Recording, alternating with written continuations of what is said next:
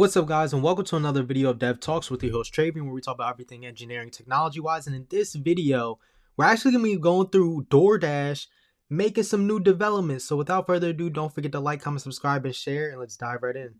The real terms parameters for deployment: which cities, how many deliveries, when?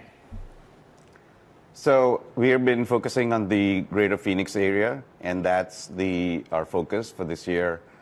We are hoping to address about 1.5 million customers by the end of this year. And then, as we progress, we'll see what happens. Dot likes to travel, though, so hopefully we can expand to more cities. Team, let's bring up some pictures of Dot again. I mean, to me, Ashu, this looks kind of the design a bit like a stroller or a pram, as we might have said in the United Kingdom. Could you just talk us through the design of it and how this is what you arrived at? Sure. So there were three sort of key pillars for us when we looked into the design of Dot. The first one was product market fit. So we wanted to make sure that Dot would have the right cargo capacity and the payload that it can carry up to 30 pounds fits a vast amount of the DoorDash deliveries that we do today. The other big part was it had to be going at speeds that allowed us to do a big chunk of deliveries in the 3 to 5 mile range. And that's why the design point was it needs to be able to go on bike lanes, on roads, on sidewalks. But the other key part is the pickup and drop off for deliveries, which makes it very different from ride hail. And one of the key feedbacks we had gotten from merchants was it is absolutely imperative to have the robot come as close as possible to the merchant right next to their doorstep, which is what Dot does. And so that was a key design feature, was that it could go on sidewalks and be sort of narrow enough to navigate sidewalks pretty well. That Ashu, currently isn't on the market? Because you were already using Coco Robotics, backed by Sam Altman. There are others on the market. Is it just the speed, the pace that they can't meet?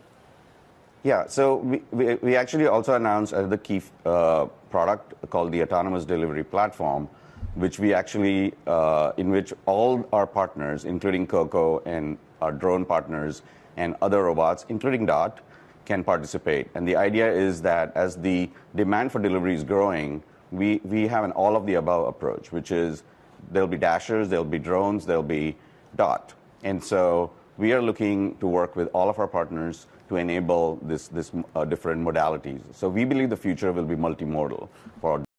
Okay, so he said a little lot there, but the main thing that I was looking at for that thing is, man, it can fit in the bike lanes and it can fit on the sidewalks and stuff. But when you look at the other cars traveling alongside it, it's not moving that quite fast at all.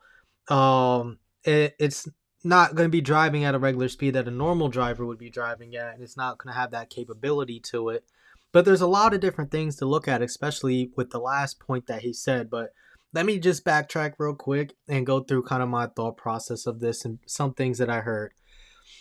Due to it's how slow it is and how quick it moves, and she asked a really good question, well, why would you choose that company over another one? Because can they not meet the speed requirements on how fast it can move? Well, that's probably the big thing. It seems that, well, one, this is going to be allowed in Arizona.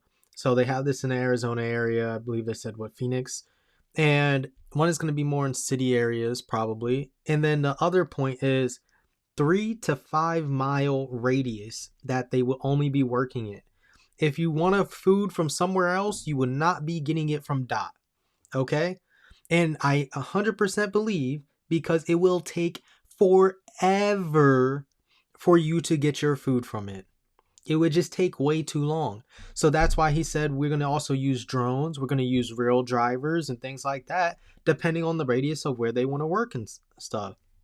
Now, what does this do? Maybe using Dot or the drones saves people on delivery fees and charges and other service fees, and because you don't have to worry about tipping them extra. DoorDash already raises up some of the fees and stuff for the drivers anyways. I believe, I don't know if DoorDash drivers purely get paid off of tips. I don't think that is true. I think they do get a standard amount as well to help them buy. But they do need tips as far as getting through. That's the only one thing about tipping. Uh, it's a mess. Tipping can definitely turn into a whole mess.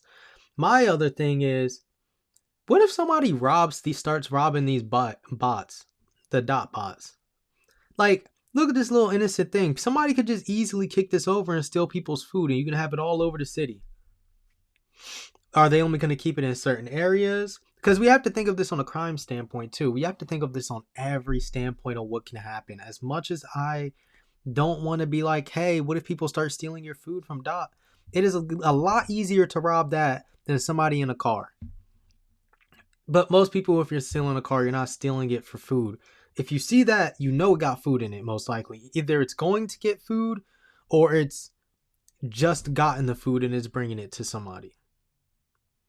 So you got probably a 50-50 chance if you kick one of those over that you gonna eat. What if it goes by homeless areas and homeless people figure it out and they want to eat and stuff like that? It's easier to rob. How does it lock? How hard is it to break open? These are a lot of things that I'm thinking of when I'm seeing something new come over to the market that they're testing and having these test cases, because one, this is not going to put drivers out of anything until they start doing stuff like Waymos maybe for the Dashers.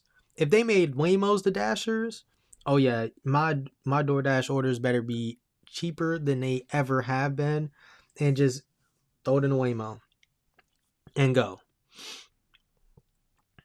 The problem with the Waymo ones, and the reason why they have the dot though, is Waymo can't get up to your door. This is going to drive up to your door somehow. And two, what if it drive through my grass? What if nobody can go through my grass and it has to drive through my grass because I got cars parked in the driveway? When we look through, right? When we look, where's the delivery that it made? Right here. Look at this little thing driving up the drive-through. Look. On bike lanes, on roads, on sidewalks. What if I got 6 cars in my driveway there? A bunch of people in the driveway here. What if that was a thing? And it can't get up? Is it going to drive through my grass? These are things. The other key part is things that I think about. What is it going to drive through my grass to deliver it? How is it going to get to there? What if another biker's in the lane? How is it going to slow down? How many people is it going to hit or run into? What if the bike lane's congested? What happens if somebody hits it on the road? Because people can't drive. There's a lot of things that go through this. And this is why I feel like if there were the right interviewers in the newsrooms, you would be able to get some of the answers like these. I want to be able to ask them about these questions and go through the test demos and all this other stuff so I can give you guys the proper answers. But I can't right now.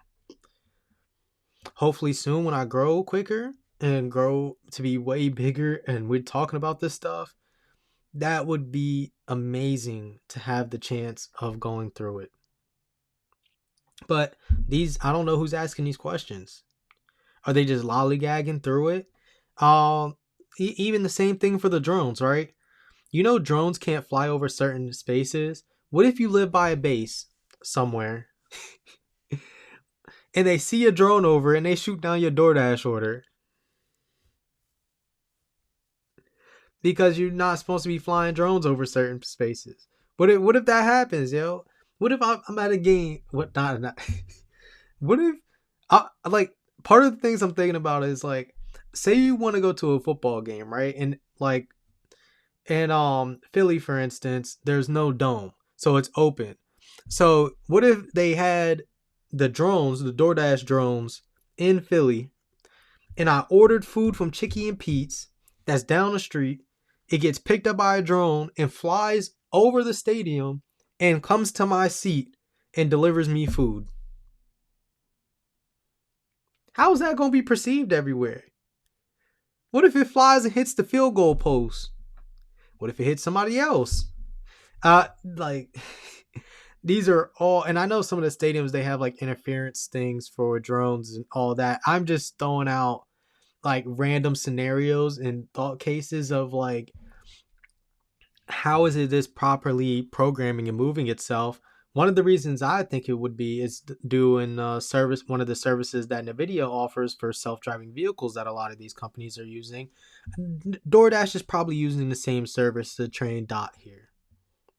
But let me know what you guys think in the comments down below. I'm actually curious to what you guys may have to say about all of this. It does seem cool. This is where the future is going over all around the place, but I'm actually genuinely curious about how this will be impacting a bunch of different scenarios all over the place. So yeah, let me know what you think in the comments. Don't forget to like, comment, subscribe, and share. If you have any suggestions relative to the channel, don't forget to send me an email, devtalkspod@gmail.com. Without further ado, peace. See y'all next time.